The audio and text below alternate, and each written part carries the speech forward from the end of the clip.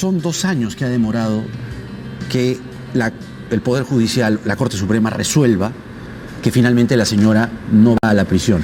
Y hacíamos el contexto, ¿no?, de el momento 2018 y el momento 2022.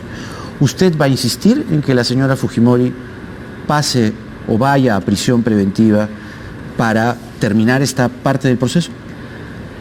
Antes de darle respuesta a su pregunta, esta decisión de la Corte Suprema ha traído muchos comentarios y que uno, analizando los mismos, puedo un poco expresar en palabras de un periodista que es bastante crítico y ácido con el equipo especial, César Romero, sí, que ha señalado lo siguiente: es una resolución a favor de Keiko Fujimori y en la resolución los jueces resuelven mirando el contexto real antes que la lectura formal de la ley. Es un poco lo que le estaba diciendo yo. Es cierto, porque los jueces no han resuelto en base a lo que establece la ley, la Constitución, el Código Procesal Penal.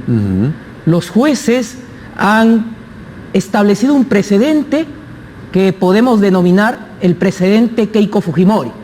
¿Sí? Es decir, inobservamos el plazo legal, no observamos los 3 días que tiene cualquier ciudadano, ciudadana procesado para apelar, y en el caso de Keiko Fujimori se le admite la apelación.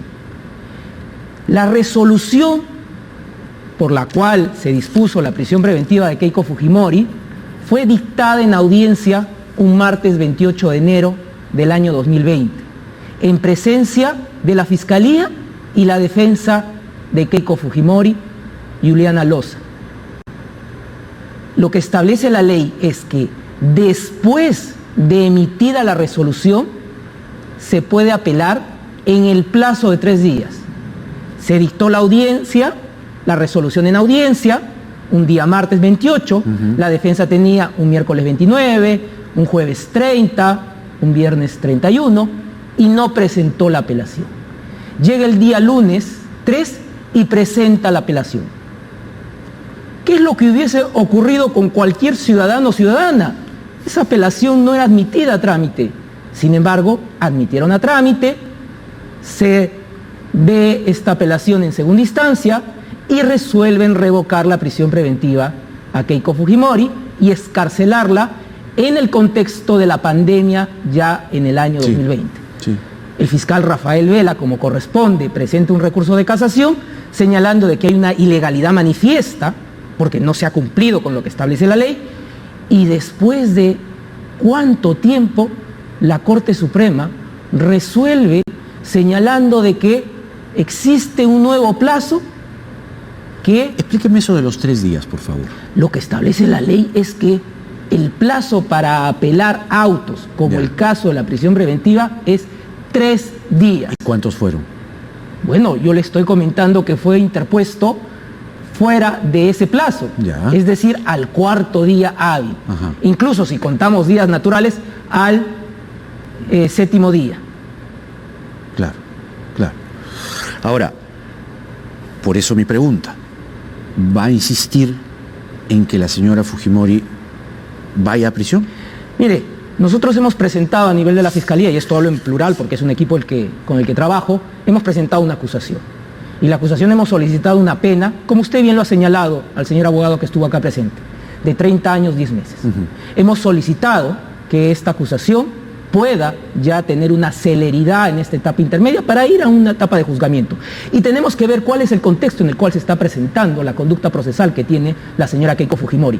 No es posible que el día de hoy, nuevamente en sus redes sociales, me mencione, sin obviamente señalar mi nombre, con el objeto un poco de incitar nuevamente algún tipo de agravio hacia mí, hacia mi persona. Entonces son situaciones que he manifestado al Poder Judicial, que no guarda la compostura, no guarda la conducta procesal que tendría que tener cualquier procesado o procesada en este país. Ella dice que usted ha agregado acusaciones en el caso que no fueron materia de acusación al inicio. Bueno, eso no es cierto. Estamos discutiendo una acusación, se está analizando la acusación, el juez está observando algunos aspectos que la Fiscalía, como corresponde y como es legal, tendrá que aclarar, tendrá que precisar. Pero creo que una persona que está sujeta a un proceso no puede estar calificando así al fiscal que está sosteniendo esta acusación. Yo no sé si el día de mañana se puede estar incitando a alguna agresión hacia mí, hacia mi familia, con las manifestaciones que está haciendo públicamente Keiko Fujimori, la acusada en sus redes sociales, porque usted está dando lectura al primer tuit, pero no da lectura al segundo tuit. Dice aquí, la Corte Suprema ha desestimado la última maniobra de los fiscales que sostenían que mi apelación se presentó fuera de plazo. Con eso termina su pretensión de que yo vuelva a prisión por cuarta vez. Este es un gran paso a favor del debido proceso, dice la señora Fujimori. La Corte Suprema ha rechazado las acciones infundadas de un fiscal que, como no tiene elementos sólidos en mi caso, ojo ahí, insiste con pedidos que no tienen sustento. Día a día se va confirmando que mi prisión preventiva fue injusta. Mire, dice que usted no tiene elementos sólidos. Eso se está discutiendo en el proceso en el cual la Fiscalía ha ofrecido pruebas. Pero nuevamente, individualizarme como el fiscal que estaría ejerciendo una persecución indebida, eso es exponerme a algún aspecto que pudiera afectarme físicamente. Y bueno, y ya sucede, ¿no? En redes sociales ciertos ataques que se realizan en mi desempeño laboral y otros aspectos personales, familiares. Compartimos esa... Bueno, entonces, creo que es correcto lo que la Fiscalía en su momento solicitó al Poder Judicial.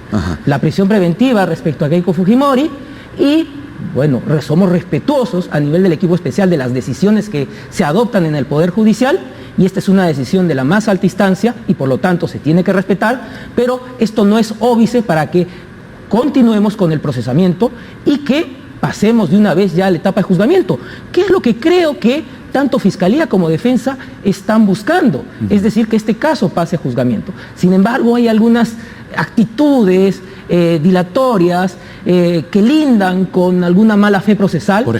Por ejemplo, los abogados en este proceso, a la subsanación de la acusación, consideran de que ya no debe ser procedente la misma porque consideran que la acusación es la que debe finalmente mantenerse, es decir, la acusación originaria. Es decir, acá se está originando una situación en la cual el juez está tomando los mejores mecanismos para que esto pueda tener una correcta dirección para una vez salir de esta etapa de revisión formal de la acusación y entrar ya a hacer la revisión de fondo de la misma y la revisión de las pruebas. Pero yo creo que es algo importante que el Poder Judicial y el presidente de la Corte Superior Nacional Especializada pueda disponer que estas audiencias sean de manera presencial. No entiendo eso. Yo tampoco lo entiendo. Prácticamente todas las actividades sociales ya han regresado a la presencialidad. Yo no entiendo por qué una de las audiencias más importantes del país, en un caso de los más emblemáticos de este país, no puede regresar a la presencialidad. ¿De quién depende eso? Eso depende del presidente de la Corte Especializada, porque el juez ha solicitado, le habiliten una sala de audiencias para poder llevar a cabo estas audiencias. Y el señor juez, presidente de la Corte Especializada Nacional, señala que no tiene los ambientes y que los aforos no serían los adecuados. Pero sin embargo vemos actividades académicas, actividades protocolares del Poder Judicial, en auditorios, en lugares amplios, en donde se podría habilitar para que se puedan llevar a cabo estas audiencias. Y yo creo de que de haber audiencias presenciales estaríamos concluyendo esta etapa en menos de 3 semanas. ¿Así? Es que definitivamente habría una mejor comunicación. La comunicación que tenemos de manera virtual, con problemas de red, con una mala conexión que tenemos a nivel del Poder Judicial, de la Fiscalía y probablemente las defensas, eso obstruye que haya una celeridad dentro del proceso. Sí, hasta strippers aparecen ahora. Bueno, esa es una situación que es una responsabilidad del Poder Judicial porque no hay mecanismos de seguridad. El enlace para que se puedan conectar a las audiencias lo manejan las defensas, lo maneja la Fiscalía, lo maneja el personal del Poder Judicial y probablemente ese enlace ha sido indebidamente utilizado y alguien ha ingresado una de esas imágenes y por lo tanto lo que debería ser una justicia seria se está volviendo un meme de la justicia. La separación de la señora Fujimori del señor Mark Vito, confirmada por ella misma en redes sociales, ¿en cuánto afecta el proceso? Mire, yo no voy a entrar a hablar sobre temas personales o Me refiero privados. al proceso en sí mismo. Lo cierto está que respecto a lo que ellos alegaban de un arraigo familiar, un arraigo domiciliario, definitivamente se está modificando. Y esto va a tener que ser de evaluación por parte del juez al momento que se tengan que sustentar las medidas coercitivas, las medidas cautelares con las cuales ellos van a pasar a juzgamiento.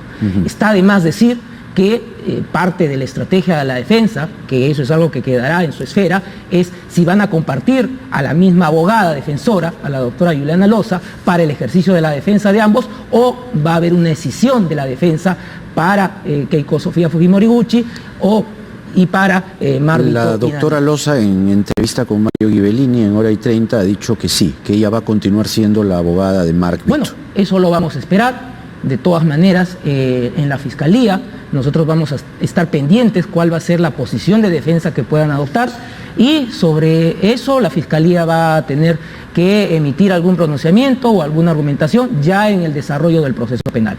Lo que le quiero decir, señor Jaime Chincha, nosotros oportunamente solicitamos el impedimento de salida de Mark Vito, que el Poder Judicial, a través de la Sala, presidida por el juez superior Sawanay, hoy presidente de la Corte Especializada Nacional, haya revocado el impedimento de salida de Mark Vito, pues demuestra que la Fiscalía siempre ha sido proactiva al asegurar la presencia de los investigados hoy acusados al proceso.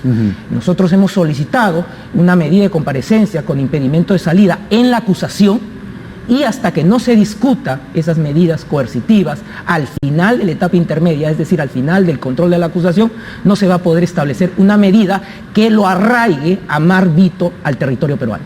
Ahora, eso, el arraigo, si usted bien dice que la estrategia de defensa puede tener algunas modificaciones, no tanto porque sigue siendo la doctora Loza, la Fiscalía también modifica su estrategia ligeramente, en parte, con la separación de la señora Fujimori. Definitivamente, pero me entenderá usted que no le puedo dar a conocer la estrategia que tiene la Fiscalía. Lo único que sí le estoy manifestando es algo que el juez tendrá que apreciar respecto al arraigo familiar, al arraigo domiciliario, que ellos habían argumentado para que se le modificara la prisión preventiva, tanto a Keiko Fujimori como el impedimento de salida a Marvito Villanela. Pero entonces, justamente a partir de la separación, usted habla del arraigo, y cuando habla del arraigo recuerda que se le ha revocado el impedimento, entonces ¿hay un peligro de fuga de Vito? Bueno, la Fiscalía lo sostuvo y el Poder Judicial fue del criterio de que no había ese peligro respecto a que Mark Vito se vaya del país. Y si el señor Mark Vito decide salir del territorio peruano, no hay ninguna medida que lo impida. La Fiscalía en la acusación ha solicitado el impedimento de salida con la comparecencia con restricciones para Mark Vito Villanela. ¿Cuándo se discutirá esa parte de la acusación? Cuando el Poder Judicial establezca, pues, los medios para que las audiencias se puedan llevar de una manera célere, presencial, que no estemos en problemas con el internet, que se corta, que el juez no le llega la información por mala señal. Bueno, eso ya no depende de la Fiscalía, eso depende del Poder Judicial, y hay un presidente de la Corte Especializada Nacional que tiene que dar los medios y la logística para que el juez pueda desempeñar su labor adecuadamente. Claro, claro. Entonces, ¿van a pedir ustedes el impedimento de salida para alguno de los dos? ¿Para los dos? Está planteado, señor Jaime Chincha, está con la acusación. Si la acusación no avanza en su revisión, es porque, ya le vuelvo a explicar, la virtualidad. Es que la virtualidad para algunos aspectos es positiva, y yo creo que para la pandemia fue una alternativa, pero prácticamente hemos regresado a todas las actividades sociales, y que el Poder Judicial no quiera regresar a la actividad presencial, pues preocupa a quienes tenemos que sostener casos importantes y emblemáticos. Decía yo hace un momento con el doctor Lamas que hay dos momentos, o quizás si usted quiere tres, ¿no? Pero no me va a negar que una cosa era 2018 con la señora Fujimori y 73 congresistas y Chávarri de pasada, con mucha influencia sobre el caso, ¿no?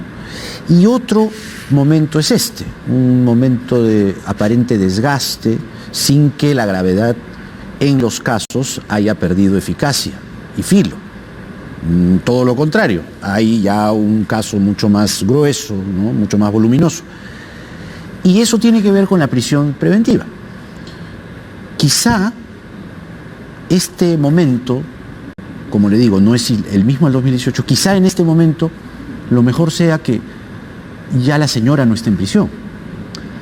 Bueno, si Quizá, estamos digo, haciendo la revisión Ajá. de la resolución de la casación dictada el día de hoy, acuérdese que, y esto creo de que no ha habido la información adecuada que se ha estado dando a conocer, es el mismo pedido de la prisión preventiva del octubre del año 2018. No, claro, es como si nos retrotrayéramos a ese Exactamente, momento. que el Tribunal Constitucional anuló, pero no dejó sin efecto el requerimiento fiscal, y nuevamente tuve que exponerlo en diciembre del año 2019 y el juez dictó la prisión preventiva en enero del año 2020.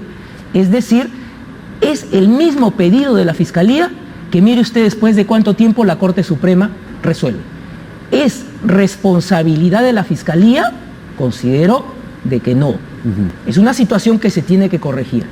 Lo cierto y lo actual es que estamos con un requerimiento de acusación. Y como bien lo ha señalado su entrevistado anterior, pruebas hay. Y creo que los acusados no niegan de que han recibido dinero. Y creo que el debate no va a ser desconocer que recibieron dinero indebido, no va a ser desconocer que el dinero lo pitufiaron y lo ingresaron en distintas modalidades al sistema financiero para justificar aportes de campaña. Creo que el debate en el juicio oral no va a ir por ese lado. Lo que ellos van a procurar, y lo han anunciado, es de que esta modalidad por la cual captaron millones de dólares no es delito de lavado de activos. Entonces, yo creo de que la Fiscalía ha cumplido un rol importante, el cual es averiguar la verdad, y lo que le estamos poniendo al Poder Judicial es un caso en el cual se han captado dineros de procedencia ilícita y se han destinado a campaña política. Ciertamente, ciertamente, como le decía hace un momento, la gravedad del caso incluso es mayor, ¿no? Pero el diferido ¿no? El delay tan largo de 2 años y pico hace que la situación hoy no sea, ¿será que la señora deba volver a la prisión preventiva o será mejor que se inicie el juicio oral? Creo que lo segundo, ¿no? Y tenemos que hacer una reflexión de qué es lo que se tiene que mejorar en las instituciones del sistema de administración de justicia. Los fiscales, quienes estamos conociendo los casos, el propio Rafael Vela, que es coordinador del equipo especial, no son quienes definen el presupuesto de las instituciones, como el Ministerio Público o el Poder Judicial en el caso de los jueces. Es decir, no haber contado con el número de peritos ha evitado que la Fiscalía pueda tener esa celeridad en el desarrollo de la investigación. Eso ya corresponde a otros poderes del Estado. Por lo tanto, si se va a hacer un juicio respecto a cuál fue el desarrollo que se tuvo en el equipo especial, pues se tendrá que ver ciertamente qué es lo que pasó, por qué los recursos no fueron los más eficaces para que los fiscales o los jueces puedan desarrollar un trabajo óptimo. Actualmente hemos superado la fase de investigación y el problema se está presentando en las audiencias judiciales, y es el problema que creo que ya todos hemos identificado. Ha dicho además que si fuesen presenciales, esto en 3 semanas arranca el juicio. Pues prácticamente. No es posible que tengamos este nivel de problemas en las audiencias, las cuales se están extendiendo indebidamente, no por una situación propia o deseable del juez, sino que son situaciones concretas, son situaciones ciertas. Usted ha señalado, por ejemplo, la inserción de una imagen indebida en una audiencia de un caso importante.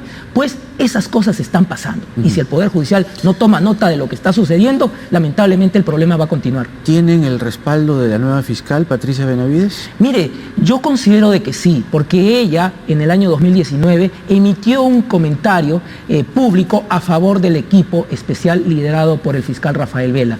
Esperamos que más bien tenga esa decisión de no solamente sostener a los equipos especiales, sino por el contrario, ya crearse una fiscalía contra la impunidad, como sucede en otros países, en los cuales no hay este problema de competencias entre la Fiscalía del equipo especial con la Fiscalía Anticorrupción, la Fiscalía Anticorrupción con la Fiscalía de Lavado de Activos, sino por el contrario, busque crear una unidad que pueda ver todos estos casos que tienen esa relevancia nacional y que puede estar compuesto por los mejores fiscales del país. Y la Procuradora General María Caruajulca apoya al equipo especial? Bueno, nosotros trabajamos con la fiscal Silvana Carrión, Sí. la cual es la procuradora del caso Odebrecht, Sí. con la cual ha hecho la presentación últimamente, hace 2 semanas creo, de su rendición de cuentas. Se lo y digo ha porque ella señalado, reemplazó pues a Soria, ¿no? Y ahí hubo Bueno, todo un movimiento extraño desde el gobierno. en el nivel en que yo me encuentro, yo no sostengo relación con la Procuradora General.